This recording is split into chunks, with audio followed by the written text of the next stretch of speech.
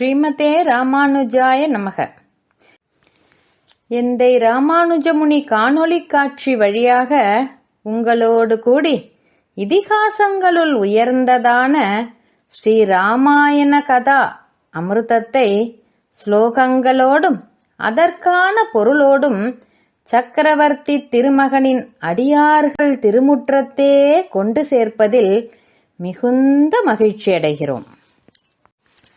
மும்மைசால் உலகுக்கெல்லாம் மூல மந்திரத்தை தம்மைய தமர்க்கு நல்கும் தனிப்பெரும் பதமும் பொருளும் கருத்துச் செறிவு நிறைந்த இராமாயணம் என்னும் பத்தி வெள்ளத்தை அடியார்களாகிய இன்மிகு பெருங்குழுவினருக்கு செவிக்கினிய சொல்லமுதமாக தெவிட்டாத தேனமுதமாக தருகிறோம்.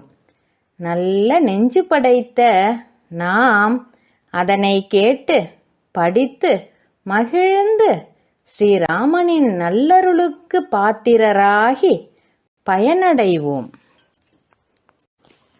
நாளெல்லாம் ராமாயணம், நாவெல்லாம் நாராயணம். மகா புத்திசாலிகளாய் வேதங்களில் நிலை நிற்பவர்களான அவ்விருவரையும் கண்டு வேதத்தை ராமாயணத்தின் மூலம் விவரிப்பதன் பொருட்டு அவர்களை வால்மீகி பகவான் அங்கீகரித்தருளினான் என்கிறபடியே வேதத்தை விவரிப்பதற்காக பிறந்த கிரந்தமாகையாலே உலகிற்கு காரணமான பரம்பொருளை சொல்லுமவையான உலகம் ஜலத்தினின்றும் உண்டாயிற்று, பூமியிலுள்ள அன்னரசத்தினால் விருத்தியடைந்தது, பரமபுருஷனிடமிருந்து தோன்றிற்று என்பது முதலான வாக்கியங்களையும் அப்பரம்பொருளுடைய அவதாரத்தை விளக்கித் தருமவையான பிறப்பற்றவனான பரமபுருஷன் பலபடியாக பிறக்கிறான் என்பது முதலான வாக்கியங்களையும் அவதாரத்தின் பயனான நல்லோரை காப்பது தீயவரை தகைவது என்பவற்றை சொல்லுமவையான எவனொருவன் தேவர்களுக்காக அசுரர்களை தபிக்கின்றானோ, எவன் ஆதியிலிருந்து தேவர்களுக்கு நன்மை செய்பவனோ, எவன் தேவர்களுக்கு முதல்வனான விஷ்ணுவாக அவதரித்தானோ, பிரகாசிப்பவனும் பரபிரம்மமுமான அவனுக்கு நமஸ்காரம் என்பது முதலான வாக்கியங்களையும் விவரிக்கிறது ஸ்ரீராமாயணம்.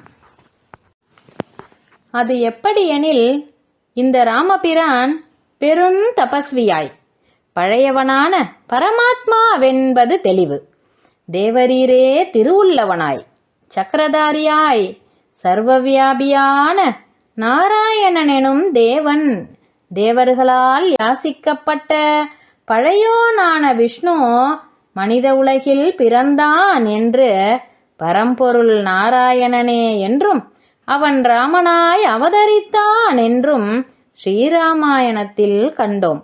ஸ்ரீமதே ராமானுஜாய நமக. ஆழ்வார் எம்பெருமானார் ஜீயர் திருவடிகளே சரணம்.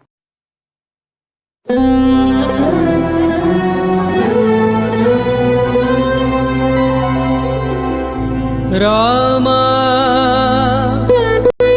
ராமபத்ரா ரவிவம்ச ராഘவா